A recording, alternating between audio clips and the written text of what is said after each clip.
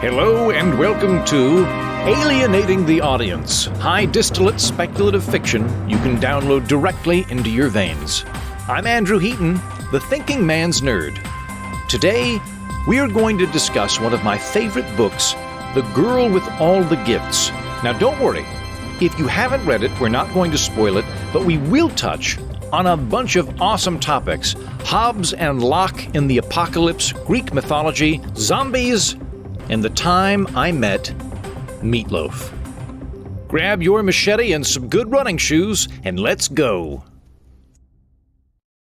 I am joined today by Nick Sperdute, who you've met before. He's a comedian and friend of mine, and by Ashland Viscosi, another friend of mine. She is the head of Creatives Meet Business and the host of a podcast of the same name. Thank you both for coming on.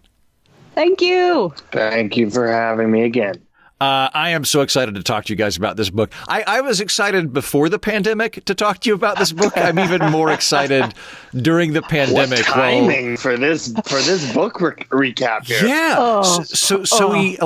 I'm going to try not to over zombie the program, but we did Day of the Triffids a few weeks ago, which is sort of the first modern zombie novel, although with plants. And we're now going to do The Girl with All the Gifts, which is my favorite zombie novel, and I think an amazing work of fiction. Ashland, what did you think? It is one of the best books I've read in so long, and it's actually kicked me back into a narrative, and I haven't really been in that phase. I've been like, what professional development books can I read? What business books? And this has been like, okay, narrative central. I'm back in the game here. Nice. So the prose was so good, it pulled you out of boring adulthood back into fiction. Good.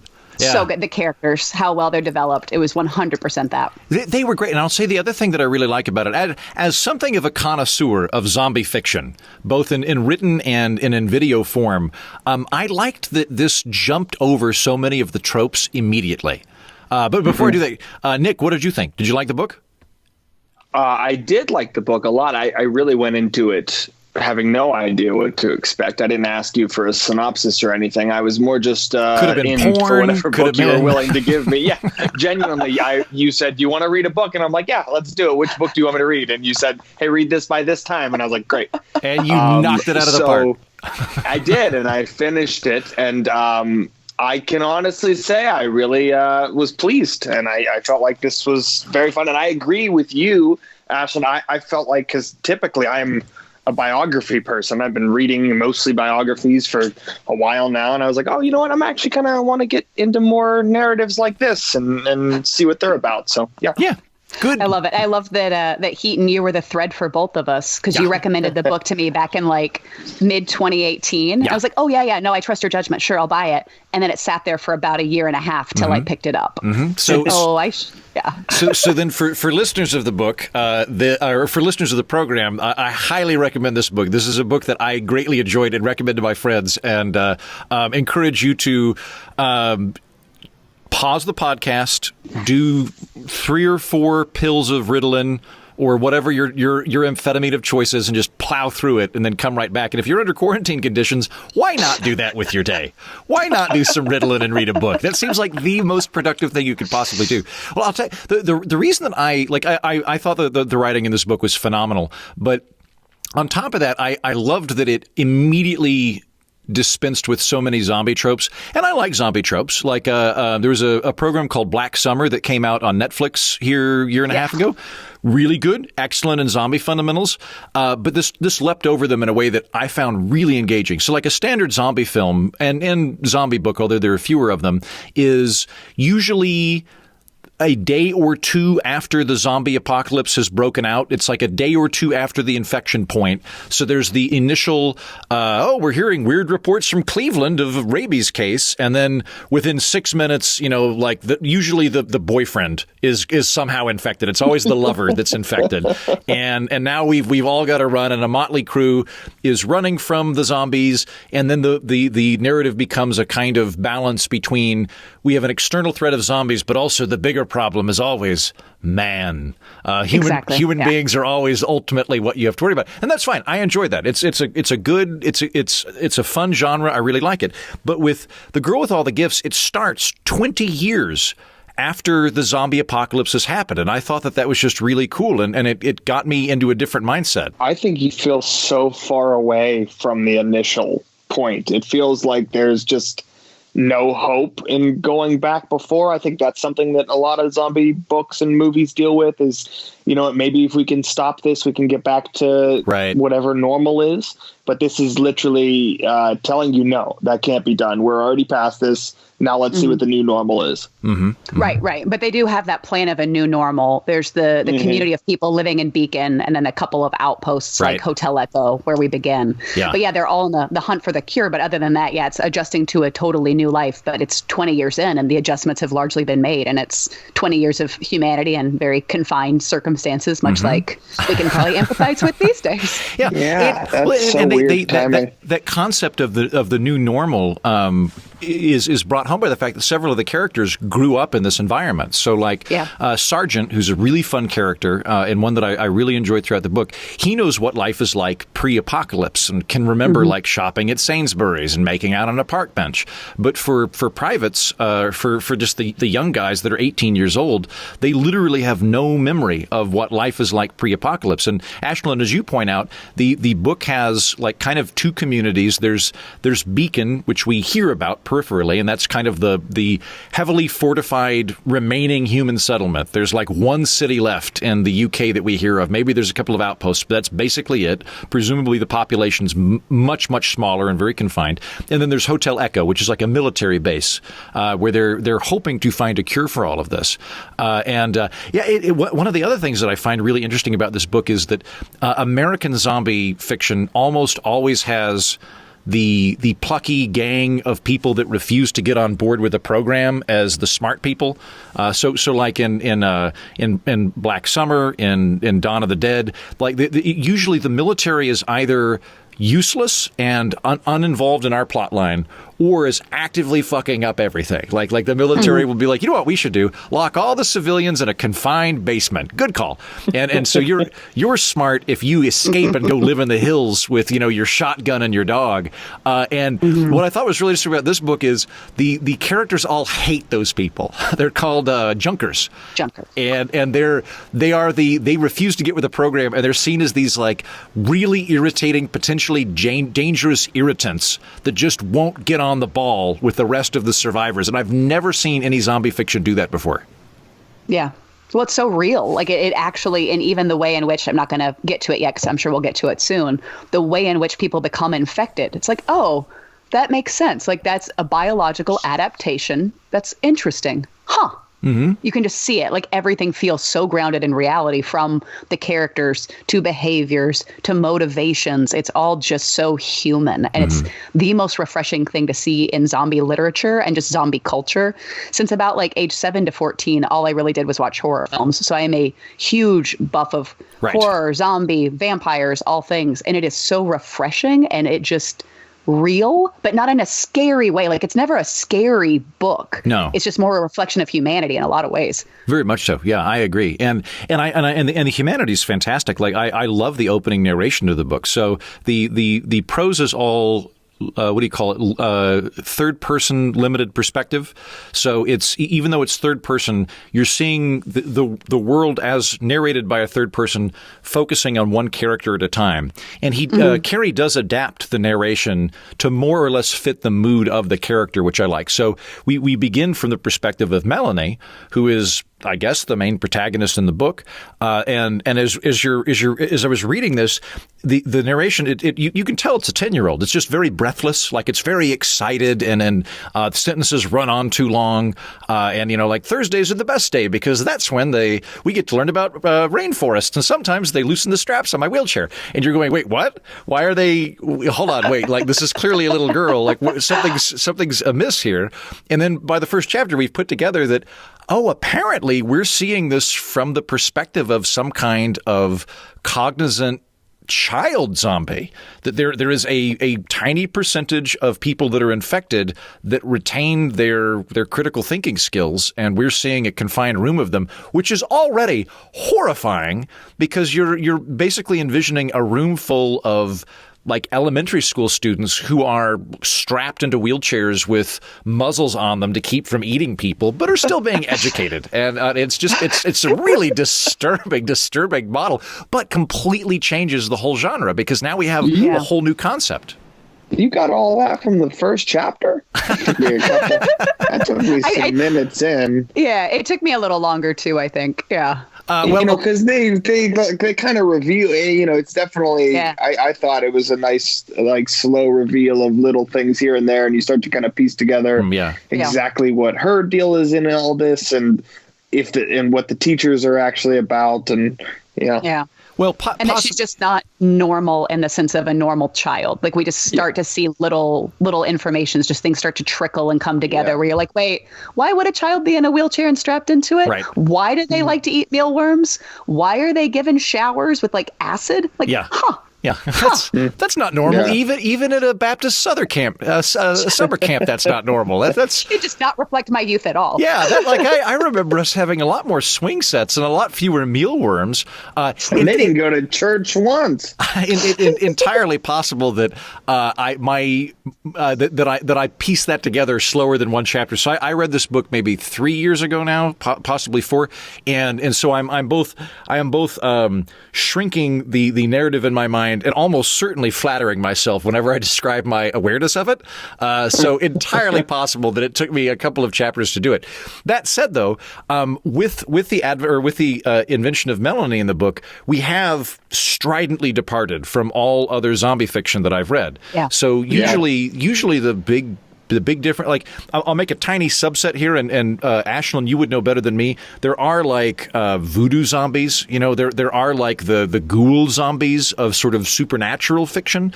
But when it comes to like zombies as pathogen characters, the distinction really tends to be, are they fast or slow? Fast and slow zombies tend to be the dividing line. So, that came about like more 15 years ago. I mean, historically, they were always slow moving brains, and that was about it. And they really had no complexity as characters until like 28 days later or something like that. And that's the first time they could run, where it's like, what? Yeah, that was a game changer. Like previously, I didn't have to outrun the zombie. I just had to outrun Nick Sperdute. But but now, you are not that quick. That should be noted. That's true. You're right. Not ever since I broke my ankle. Now I'm not just I'm running but hobbling.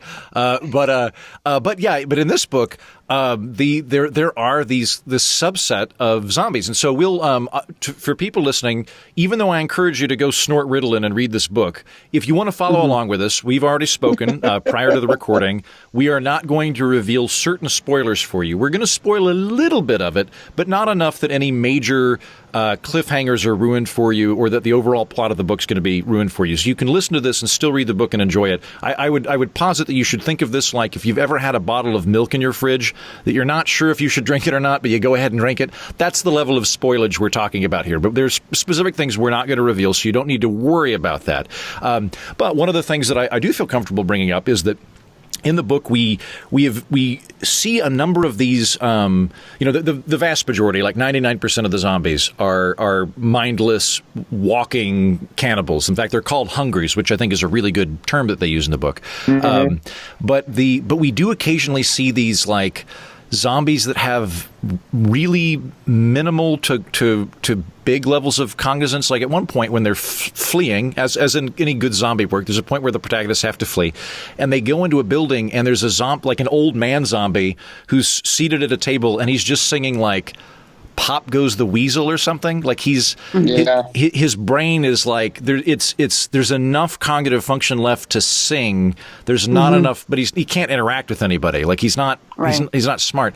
And I think he's also holding on to a photo of his family or something. Right. I forgot about that, which is a really nice sentimentality, humanizing touch as well. Yeah. And there are these other weird parts where like there's at one point they see a zombie woman pushing a stroller. That there's enough of her brain left to know, like, I'm supposed to take care of this. And so we eventually come to realize that in this world, a tiny, tiny, tiny fraction of zombies are still going to have sex somehow. And through this like fractionally small portion of the population that will just randomly have zombie sex because the neurons fire in such a way to do it, a even tiny fraction of that will produce viable offspring, and these zombie babies actually continue to grow. They have the mental pathogen. They want to eat people. And if they smell human flesh, they will absolutely go crazy and try and devour it. But otherwise, their brain works the same as ours does. They can learn to read. They can talk, which I thought was just an amazing feature of this whole work. Yeah, and not only can they learn and talk, but they're genius level IQ. Yeah, well, and Melanie in particular, right? Because one of the early things in the book is that there's Mrs. Is it Junito? Can you, Ashland, do you recall the name of the? Justino. Justino, thank you. There's Mrs. Justino, who's like a behavioral psychologist, or effectively is now an elementary school teacher to zombies that have all been locked in place. And it's her job not so much to educate them, but to go through the motions of educating them so that the military base can assess the cognitive functions of them. So she's functionally a teacher, but the purpose is not to educate the zombies. It's to see how smart they are. Meanwhile, there's Dr. Caldwell, and Dr. Caldwell does not at all view these as people. She thinks that the virus has the capacity to sort of mimic human thought in order to lull more people in. It's an evolutionary adaptation, but it's soulless and mindless. It's like a computer program that's doing a good job of doing a chatbot phenomenon. There's no morality associated with these things. They're very dangerous dead bodies, and that's the only logical way to think about them. She wants to split open Melanie's head and look at the brains in hopes of finding out a cure for it. The goal is just a cure. Her whole goal is just curing. That's it. There's nothing there as far as, like you mentioned, the sentimentality. Yeah, she has a very singular goal. That's it. And I think I noticed just, how long they were in the, they're in the base for a while there. And it really felt like, oh, this is what this is going to be. And then things start to kind of turn over, and I'm like, well, this stuff is kind of happening fast for me even. And it's like the first, and I'm like, this feels like maybe the end game. And this was like maybe chapter 30.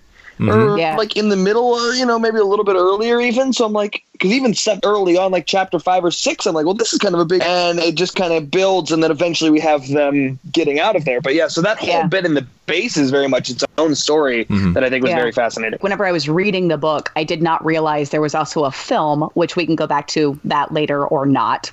Perfectly happy not. I did not enjoy the film at all. But as I was reading the book, it was like, this is set up in such a perfectly structured 1-act, 2-act, 3-act system that I was just like, I knew something was going to happen around the base time because it just was hitting the marks and the beats so well. Right. But it felt more like reading a screenplay than a book at times, not because of formatting, just because of how well it followed a 3-act structure. Yeah, well, the dialogue as well, I think, actually felt very, like, I as I was hearing the conversations back and forth, it felt very filmatic in how the actual scenes would take place. Well, I'm thinking, isn't M.R. Carey isn't he a comic book author? Isn't that what he's like? He has a background in developing storylines, so I think this is certainly his breakout novel. But I believe he's worked in a number of like very story heavy mediums for a long time. And didn't he also write the adaptation for the film? Were you saying that, Ashland? Yes, he did, which I'm surprised by, given how vastly I think it strayed from the film or from the book. Right. I mean. So, Yep, he did. So yeah, he did. He was a comic book writer. You're correct. He did a lot for DC, actually, DC and Vertigo. Yeah. So like I watched 3/4 of the film. I don't remember why. I was so excited to see it because I loved the book. I watched like 3/4 of it, and I don't remember why I didn't finish the last quarter, or whether I got busy or tired. But I never went back to finish it. I just never felt any obligation to conclude it. So it didn't really captivate me. While I was reading this, I had no idea that a film existed. So let's leave it that way. No. I've been told. To anybody who's like, should I just watch the movie instead of read it because I'll save time? No. I watched the movie and was like, I would have never read the book had I started with this movie. Wow. I'm so glad I hit it in the order I did. Yeah, I agree. Yeah, there were any particular things you didn't like about the film, Ashland? Well, yes. I think the biggest one is the book does such a great job painting all of the characters that you can physically see them when you close your eyes. Right. Like Melanie is very, very fair-skinned, very blonde. She's like albino. basically. Albino, almost. Exactly. And like has like the hairline, little gray veins that show that she's been infected. So that you know something is up. Like does not look like a normal functioning child, right? And then later, she's covered in blue paint and shaved head. But wait, maybe that's a spoiler. That's much later, much later. But then Justino is African American, always wears a little piece of red, but Britanno-African, or whatever the proper terminology is for that, yeah. Exactly. And then Parks is this like might have been fairly handsome at one point, but just has this massive scar covering almost your face, really asymmetrically. They talk about the scars so much. Exactly. And then Kieran, who is supposed to be about a 20-year-old Irish guy, is instead an African-American male.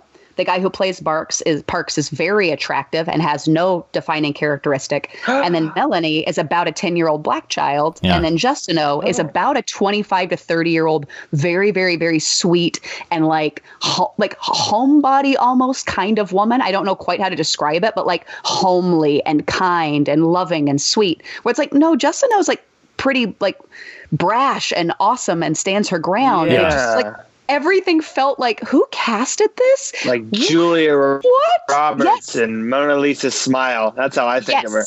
Or like Mystic Pizza. You know, I mean, it was just not like, it made no sense to me. Because it's like, why would you flip all these things about the characters and then they don't even have junkers, for example? That whole plot line is dropped. Right. So it's like, really? But those are really necessary for certain parts of the book.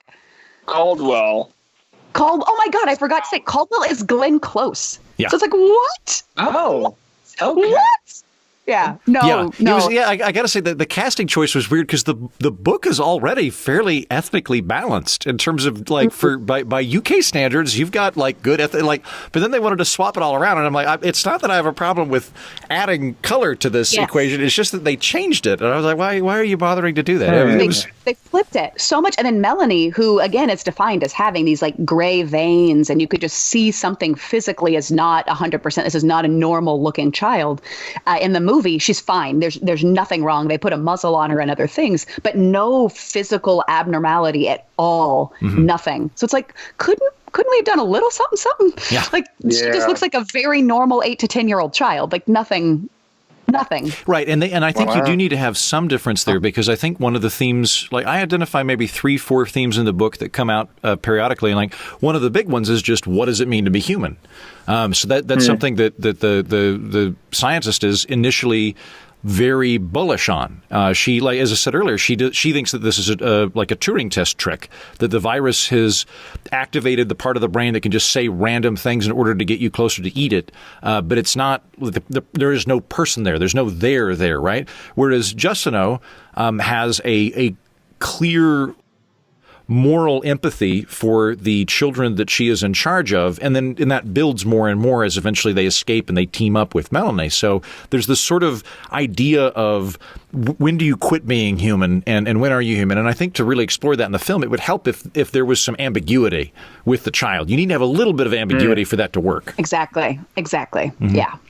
One of the other... Because you touched on it, you touched on it. The time we're going through right now and the things that are happening with this kind of being able to compare in a lot of areas. It's funny because I was just reading this book, like finished it yesterday. So I'm very much feeling all of these little things and these parallels of like, they're talking about how the virus started and how these little things happened and how it comes from and how it spreads, these things. And I just felt like this is a really... I hate to give you props, Thank you. Because, your ego is as big as can be as it's it is. Powering my apartment. It was a good time to pick this book. Well, and I think, I think one of the other reasons that I think it's very good for the current situation we're in is I think one of the other themes of the book is sort of what is the responsibility you owe other people if they might hurt you. So, like, Melanie and we come to find out that there are other zombies in the novel that are also children that are, cognitively advanced, regular levels of human intelligence, if not more so, but are incredibly dangerous because if you go anywhere near them and they smell you, they cannot help wanting to eat you, right? So, like, what's the moral balance of owing something to our fellow humans and wanting to take care of people, but knowing that the closer you get to them, the more at risk and danger you put yourself. Relevant to a pandemic. Yeah. No, I love that. Yeah, well, I think it's interesting, too, because how Melanie feels about the humans in one aspect and all of these other kids that eventually they do come in contact with. I agree. They all hate the Junkers. Everybody hates, no love for the Junkers. But she does have this want to not have them chopped up and used for Caldwell's experiments based on like what happened in the beginning of the book. If she knew maybe how dangerous it was and how hard it was later on, maybe that would be different. But because she saw all of her classmates or several of them getting taken away and then never coming back, and then she finds out a little bit later on because she gets pulled into that room with Caldwell, then she's going to chop her up. And it's so in her head that she has a tough time kind of looking back and forth and seeing what side that she's on. Mm-hmm. Right? Yeah. No, I think you're right about that. Like, because she, by virtue of being exposed to these students or these zombies that are under lockdown, it would be very. That's how she knows them. Yeah. Yeah, it would be very difficult to. It would be very difficult to convince yourself that they were mindless, soulless entities. Like when I was little, like when you're a little kid, you'll ask questions of like, what if everything I see that's green is red to you or whatever, and you're sort of playing around with what the universe actually is. And so it's like, well, how do we know that dogs are happy when they wag their tail? And it's like, we just know. Like, just watch a dog. They're happy when they wag their tails. There's really no... I don't know that I could, like, mathematically prove it to you, but it is so intuitively clear to me that, dogs wiggle and wag their tail when they're happy, that really it would be very difficult to convince me of that using some sort of hard rational calculus. And presumably, human beings would find that in a variety of situations. Like, it's a very different film and very different storyline. But have you all seen Ex Machina? Yeah. So like it kind of, I mean, it's playing with different things, but one of the big things is like, is the robot character in Ex Machina an actual person? Or is it just a jumble of circuits? And, what level of moral autonomy should be given to that entity, if at all? Is it just a thing like a toaster, although so sophisticated at mimicking humanity that we are manipulated into feeling emotions for it? Or rather, is it an actual sentient being deserving of respect and rights and that kind of thing? Yeah. Yeah, it's the whole data sort of... Yeah.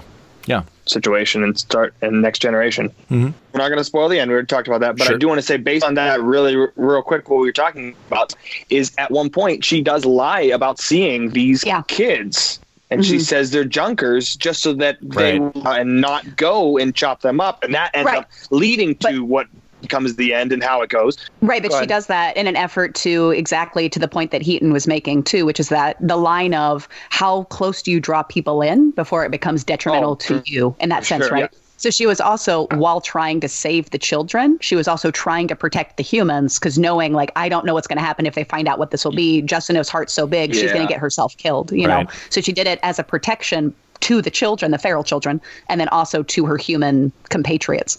Yeah, which I'll say is a really fascinating thing about the book. Like I've never encountered any zombie film in which there's an ally zombie.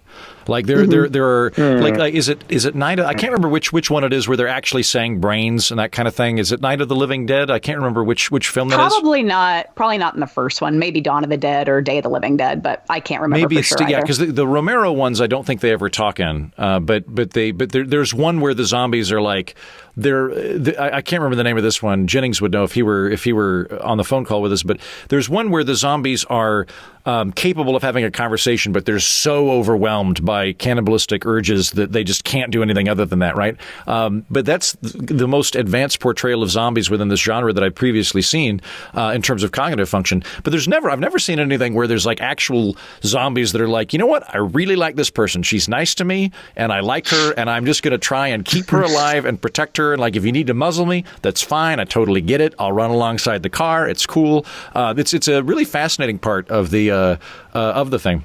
And then I'll say one of the... Are you thinking Return of the Living Dead? Maybe it's the one that involves like a naked woman like dancing in a graveyard at some point before she gets eaten by a bunch of old zombies. Return of the Living Dead. Return of the Living Dead. Okay. Yeah. Although my all-time favorite remains Dawn of the Dead. I love it when they're locked in the mall. There's something about sieges that I find really enchanting. Oh yeah. But the other big... That's the Monroeville Mall in Pittsburgh. Monroeville Mall. Didn't it? I think it just got shut down. Oh, did it? Well, I mean, for Not quarantine, because, sure. Not because of the virus. Oh, just because of the 21st century? Not because of the virus. Just a different virus? Yeah, just the 21st century. Amazon knocked it out? Yeah. Yeah, exactly. Yeah, I can see that. Well, I don't know if we'd call this a theme. We could certainly call this a motif, but there's Greek mythology throughout this book. The title of the book, The Girl with All the Gifts, is a kind of literal translation of the name Pandora. And so you could have called this Pandora, and it would mean the same thing, but he decided to make it a little bit broader in that regard. I used to love Greek mythology when I was in middle school. I read a lot of it. Are you guys familiar with Pandora?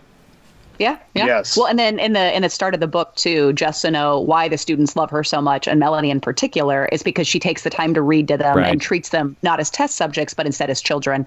And so she would actually read them a lot of Greek stories, and it really begins with the first one being Pandora's box. Right. So so he's even outlining it for that, and eventually she's given a book that she hides underneath her bed, and that's the Greek mythology book. Right. Yeah.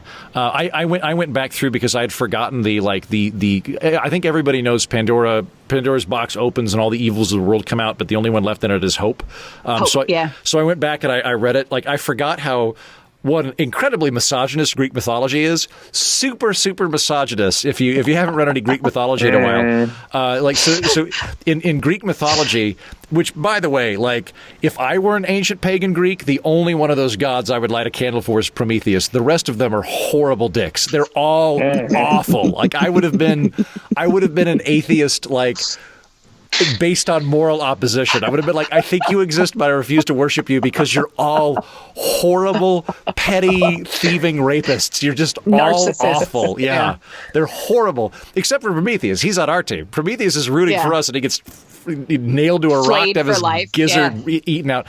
But so in Greek mythology, the golden age of mankind is literally mankind. We begin as just males. And the males live in an abundant world full of fruit in perfect reverence with the gods. And Prometheus brings us fire.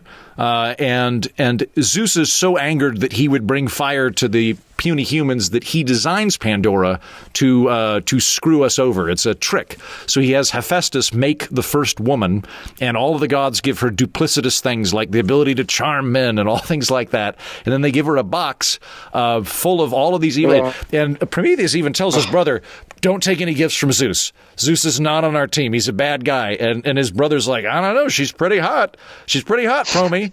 And so he invites her to the house, and once she's in, she opens the thing, and then all of mankind plunges into evil dark. Like, it's just it's like any women are bad type morals you've picked from Adam and Eve, like times 10. Like, she's designed as a Trojan horse, and so, which I should say that is not what is harped upon in the book. That's just kind of background information for anybody interested in the underlying mythology of it.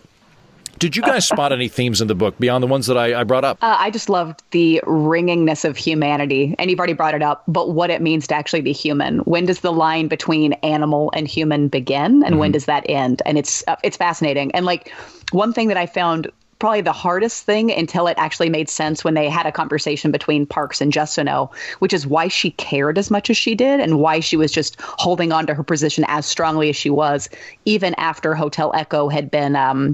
when you say she, who are you talking about? Justineau. Okay, yeah. Yeah. But when the Hotel Echo had been broken into and Junkers and they lost the base, basically, without trying to spoil too much there. So it was never clear why she was just holding on to Melanie as strongly as she was until she's coming back to a memory and telling Parks about it. And I don't want to spoil what that was. But it's like, oh, so even in these moments of crisis, even when 20 years have passed, we still can't let go of some of our inner demons, and we still try to compensate and cope for them, no matter what that was and how long ago it happened. And I thought that was a fascinating motif. It's like still just that ringing of humanity. We cannot let go of our guilt. We can't let go of certain things, and we will find different ways to cope and different people that can embody it and, continue that grief spiritually or what have you. But it was fascinating to me. Yeah. Nick, did you see any other themes? Yeah, I think, of course, many themes that I could list right now, but I'll list one specific I noticed, interesting to me at least, was the Melanie kind of mother-daughter dynamic, because they talk a little bit about her.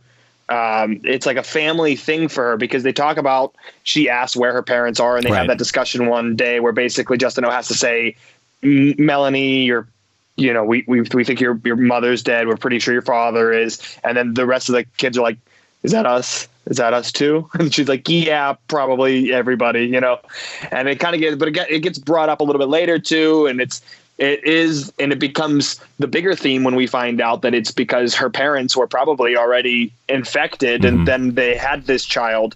So we are finding more and more of how the family, I think family is a virus that it's my overall thing that you're either, I'm just kidding, but I'm saying that it's more of just, I was just joking, but it's more of an overall theme of just seeing her try to figure it out along with the rest of the world. Right. But when you did say that, I know you were joking, but it's also interesting how much the sentimentality of family is really tapped into this book, and just it's woven throughout it. For sure, yeah. The moment when the older man is just singing that song repeatedly while holding a photo, and then when they walking about see that woman pushing the carriage with potentially a baby inside of it, just all of those different things of humanity and family, and also those being the connective tissue to really maybe thinks of the other kids. Yeah, I think she thinks of the kids too. It's almost brother and sisters, sort of, that they're there in the same boat as she is. And they, especially later on when they meet the ones out in the world. Yeah, actually, something that kind of bothered me about the book, where I don't want to say bothered me, but just not in the sense that I have a problem with the literary element behind it, but I was like, oh, aren't all those zombie kids that are so when Hotel Echo's overrun, are all the zombie kids still bolted into wheelchairs there? Or are they just sitting there indefinitely? Are they just sitting in a room until some cognizant zombie eventually stumbles onto them and releases them? I was like, oh, that makes me sad. I know. Yeah. Were they all were they actually in the classroom, or were they in their cells? I think they were in their cells. They were in the classroom. They were in the classroom. They were in the classroom because Melanie was taken out. And instead of going into the classroom, she was taken for the dissection that ultimately didn't come to pass. Yeah. Okay, so they can at least chat with each other. Okay. Yeah. Yeah, with their muzzles. Yeah. No, I feel slightly better. Then maybe one of them will eventually break free and then get the other ones out in this completely fictitious world, which I've suddenly become emotionally invested in. Really? You think the Junkers are just going to let them? Yeah, go on, Ashland. Yeah, you think the Junkers are just going to be like, yeah, you kids are cool. Don't worry about it. Yeah, these kids are fine. I'm going to let them out. No, just something we haven't really touched on, even though we've been talking about humanity that's been just, woven through the book so much. We don't talk about the Junkers, who are almost the negation of humanity, or humanity at its worst. And then almost like a spectrum of where is it at its best? Because Caldwell's certainly not humanity at its best. Justin O is probably not humanity at his best. So really on this whole spectrum, we have everything from the worst to Melanie probably actually being one of the best examples. Well, so why do you think the Junkers would be necessarily bad in that equation? Now, granted, the Junkers cause a lot of problems in the book, so we do see examples of that, but we also don't ever really see the world from their perspective. So, if we were living in an American zombie film, and I know that if I go with the military, my chances of survival plummet because they're always within these genres horribly, they're idiots, and it's much better for me to go it alone. Why would you put the Junkers in the immoral category? Because in the case of Beacon or Hotel Echo or what have you, they're really not killing Junkers. If anything, they're trying to kill Hungries, if in which they come to the fence and what have you, right? Where Junkers are actively trying to kill everyone all the time, and they refuse to accept any other kind of life, and they're constantly pillaging from others. They're the people who are, not only hoarding the toilet paper, but probably breaking into the neighbors' houses to steal toilet paper as well. Yeah, it feels like, I don't know if you guys have seen The Walking Dead or anything like that. I watched a little bit of it, so I'm an expert. And I'll say that it's very much like the evil group on The Walking Dead. That's how they're painted, at least, is like the governor's people, or whoever the bad guys are in The Walking Dead. They're humans who are always out for the negative and trying to kill everybody else, basically. Yeah, and the Junkers come to play really big. So after reading this book, I found that there's technically a prequel, but it came out after this one called The Boy on the... I can't wait to read that, by the way. Oh, my God, The Boy on the Bridge is so good. It's as good as this book. It's phenomenal. Nice. But in it... This is the first time I'm hearing of this. It's so good. So it follows a kid named Stephen Greaves, who's the one who invents the E-blocker, and it's the crew who goes out into the Rosalind Franklin. Oh, wow. Okay, great. I will totally read that. good. It's so good. I will read that even if I don't have access to Ritalin to snort. I will read it just for kicks at a regular human pace. But the Junkers play more prominently in that one? I wouldn't say they play more prominently, but they are as big of a part in this as they are in The Girl with All the Gifts. Then there's definitely governmental bodies at hand working together with the Junkers in a negative capacity. Okay. So I don't want to spoil it, but you see Junkers once again being that embodiment of what happens to humanity when we don't handle things well and don't collaborate and don't come together as community. That's the answer is the Junker. These are the people that respond to pandemonium by becoming predators and going, not only am I going to not cooperate with the group, but I am going to take advantage of other people in order to ensure that I get sufficient resources. Exactly. Yeah. Well, I think that's one They're of the scary people in Mad Max. Yeah. That's true. It's one of the really interesting things about apocalyptic fiction is it sort of apocalyptic fiction tends to be Hobbesian in its outlook, which makes sense. It is the apocalypse, right? But Hobbes, what is that? There's some line of, without civilization, life is nasty, brutal, short. I can't remember the exact phrase, but Hobbes basically saw Calvin and Hobbes. Exactly. Yes, Calvin and Hobbes. Sure, I'll find it for you. Thank you. But yeah, so like Hobbes has this idea of human nature as being inherently combative and inherently combative and dangerous, and the only thing that keeps us from murdering and raping each other is a strongly oppressive state to keep our baser instincts in check. That is his worldview. And so in a lot of apocalyptic fiction, whether the authors are Hobbesian or not deep down, they adopt this attitude because that's the most interesting, post-apocalyptic landscape where once civilization is frayed and the state has withered, all of those demons come out and people are in fact, just going to whack their neighbors to steal the last can of soup and that kind of thing.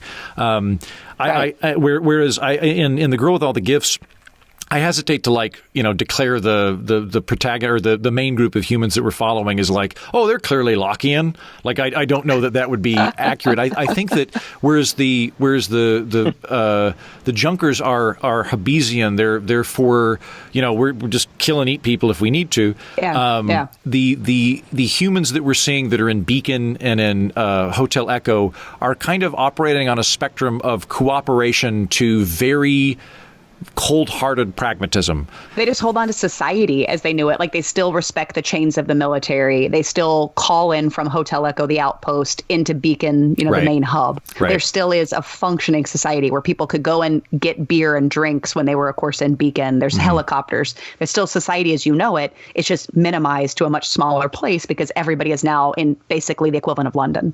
Right. Yeah. And probably much smaller.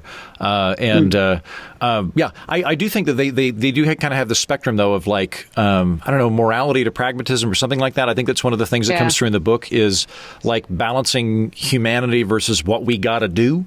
So in the book, you sort of have to come to terms with the fact of the trials that they're doing at the beginning of the book are basically dissecting the brains of functional children in hopes of finding a cure for a disease that has wiped out 99% of humanity, a very intense existential threat. And it's kind of like when you take a philosophy course in college, there'll be these extreme hypothetical scenarios of would you kill a baby if they were going to nuke your city? And it's kind of doing that. And how big is this baby? Are you familiar? Have you read the book The Idiot by Dostoevsky? No, I have not. Are you familiar? How many zombies are in it? A lot of zombies? Zero. But there's the fear of going off to Siberia. So, I'm sure it's very similar to a fear of zombieism.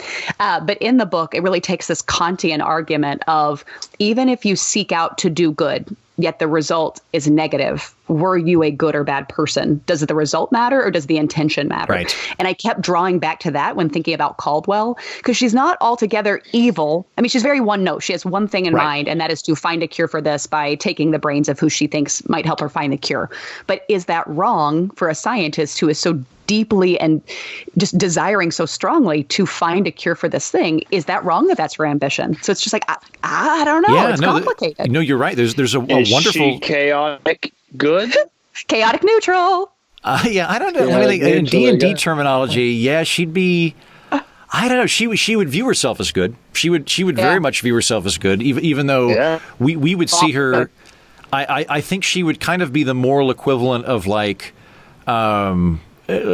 she's probably the kind of person who in a plague environment would like just shoot people with plague and be like, look, we can't take a risk on this, right? So she is being very pragmatic from her stance. But I think you're right, Ashland. There's definitely that tension between like Kantian deontology versus utilitarianism, right? So like Kantian deontology, which it sounds like you're more up on than I am, but my understanding of it is that it's the action itself is the locus of morality. It's the thing you're doing. Like it doesn't like didn't I think Kant's phrase that I think sums him up very well is justice be done while all the world burns. It would be better to do the right thing and have your city burned to the ground than like frame somebody in order to keep the peace.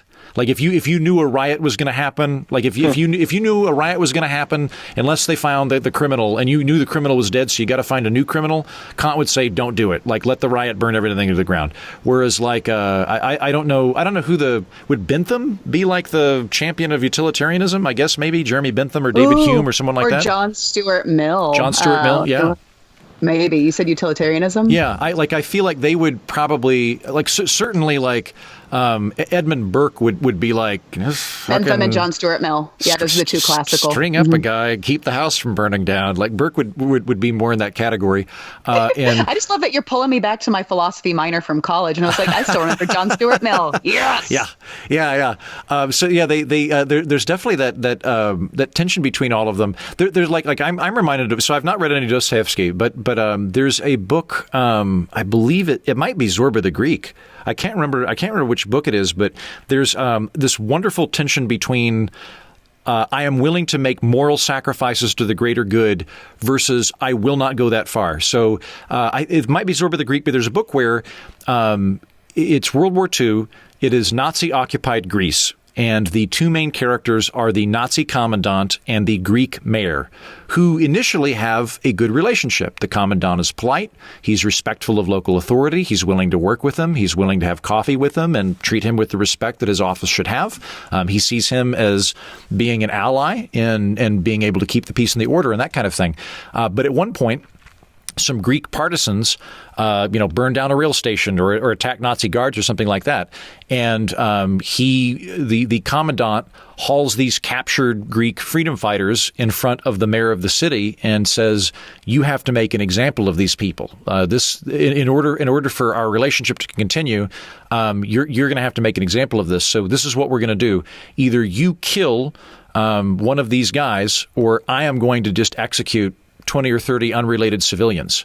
And he hands the Greek mayor a gun. And the Greek mayor thinks about it, and his mental calculus is, yes, I am willing to personally kill these men in order to protect the civilians in my population. And he picks up the gun and aims it at one of these freedom fighters and pulls the trigger, and it doesn't do anything.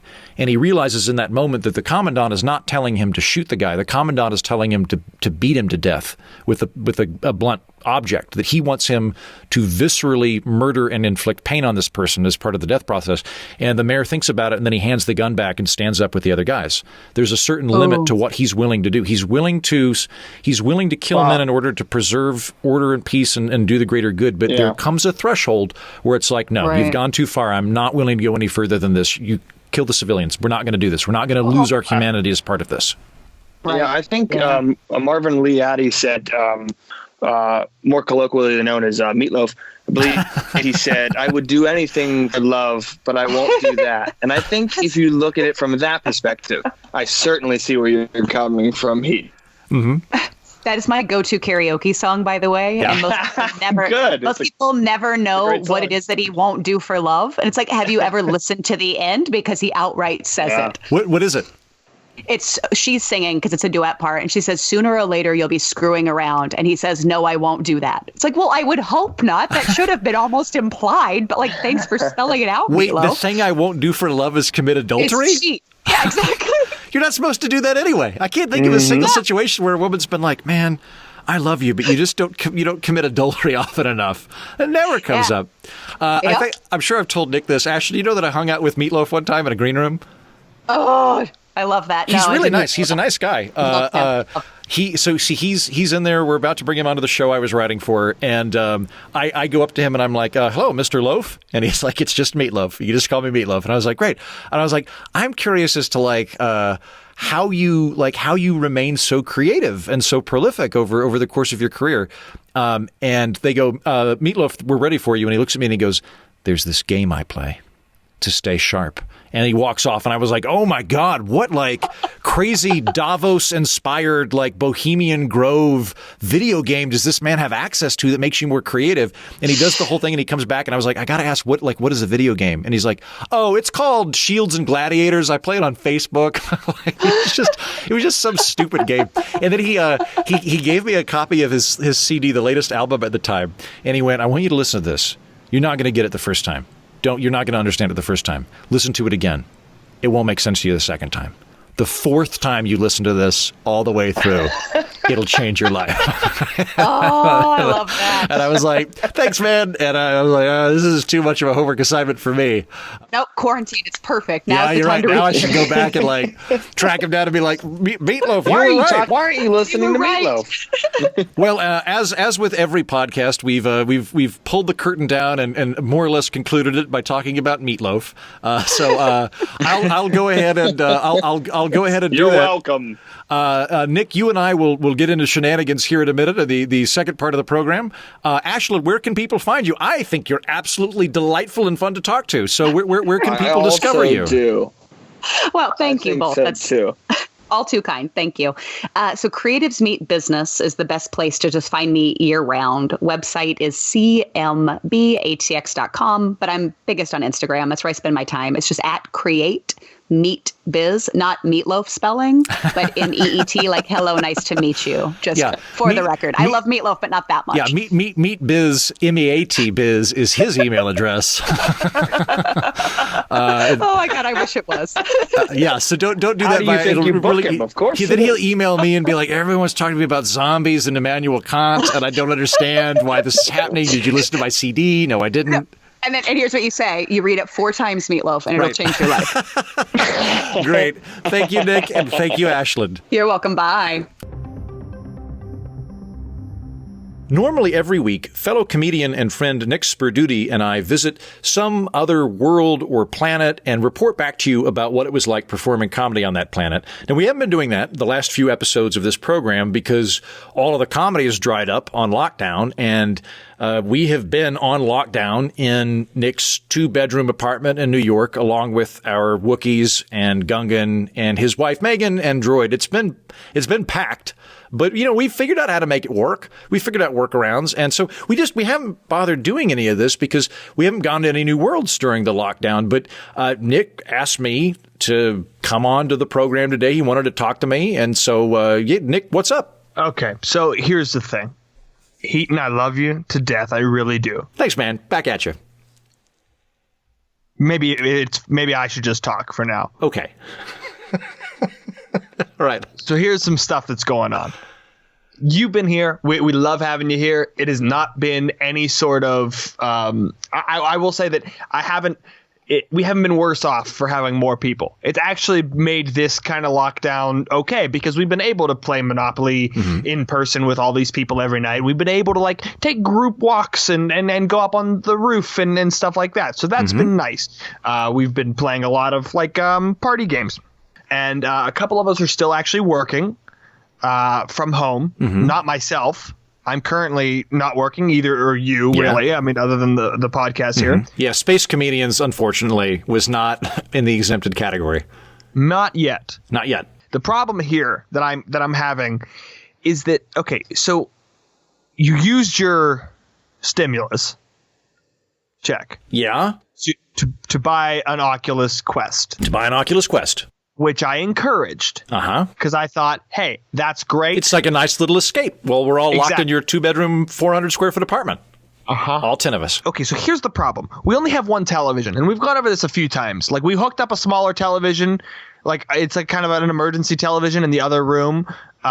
just for but literally it's a soap opera only television. That's just for the Wookiees, just for their soap operas. Right. They got to watch them. Yeah. It's a thing. And Wookiee soap operas, a lot more entertaining than regular soap operas. I'll give them that, but you have no idea what's happening. There's a lot of reactions and a lot of yelling. A lot of disembodiment. From what I can tell, it's like Wookiee soap operas are mostly adultery and disemboweling with their bare hands. Absolutely. They're hands down the most violent soap operas I've ever seen in my life.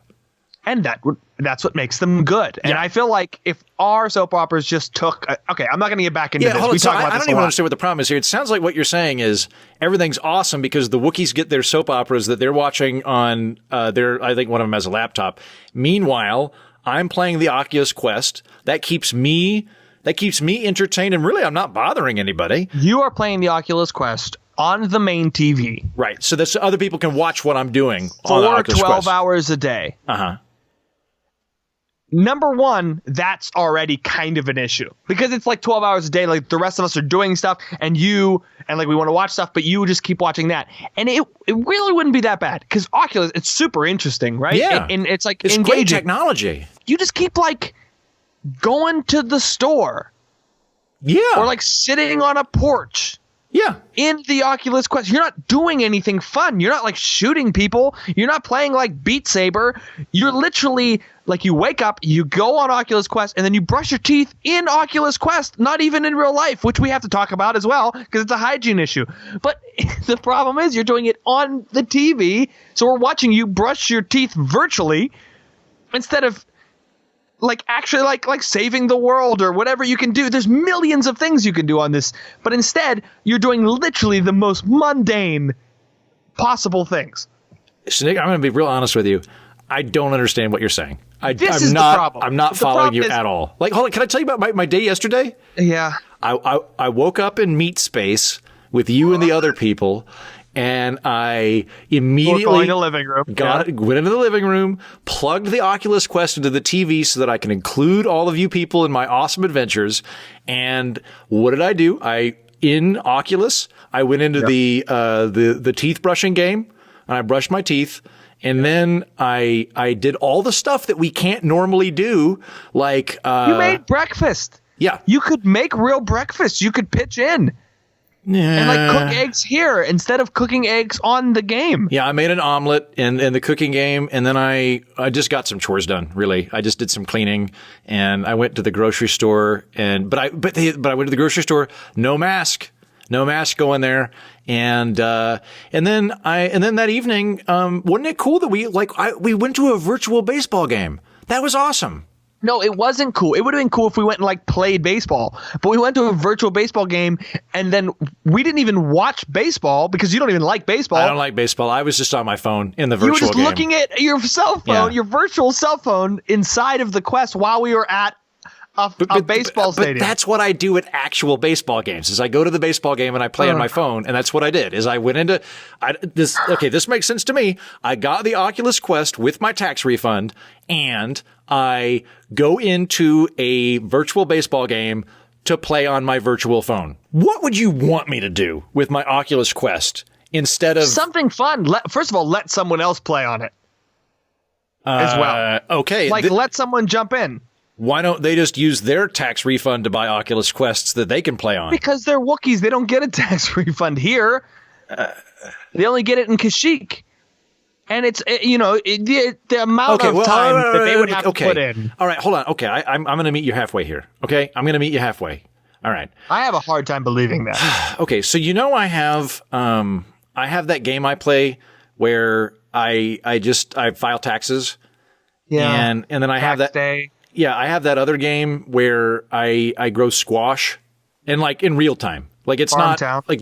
Squash Town. To be very clear on this, it's not a game where it's not like Farmville or something like that. Like it's just a realistic 1 second equals 1 second. Yeah. Yeah, and so you just have to water them and weed and that kind of thing. I'm going to be honest with you, it's kind of wearing me out taking care of all that squash. I've got half an acre of squash and all this taxes. What if I let people, the Wookiees, you, Megan, whatever, you like an hour or two a day, you can use my Quest to do my taxes in the virtual game, which again are fake taxes. They're not real taxes. It's just a tax game, or to grow the squashes. That way, I can kind of take a break. Okay. Heaton, if you let someone else get on, we'll definitely do your taxes, your fake in-game taxes, and we'll definitely take care of your squash, your daily squash, and we'll make sure that those things go well while the rest of us help you get some downtime. Get good. That'd be good.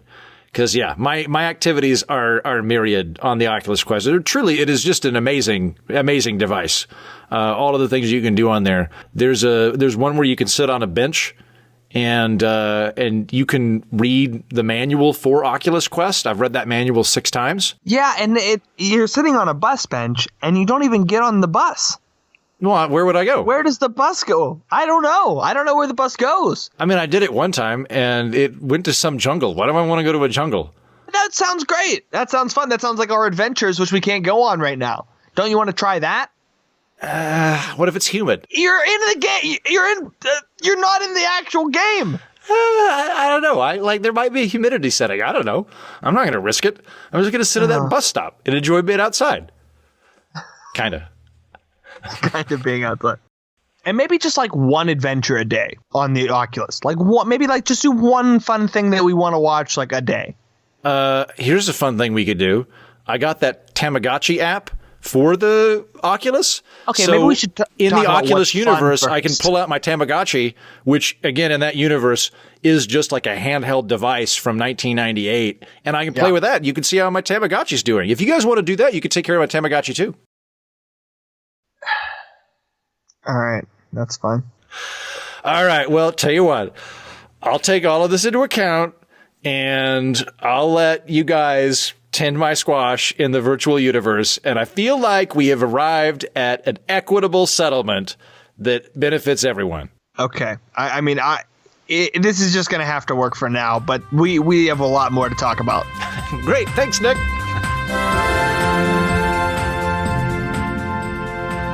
That's the show. Thanks for listening. Thank you, Ashland Viscosi and Nick Sperdute, for coming on to talk about The Girl with All the Gifts. We'll see you next week. Until then, tally-ho!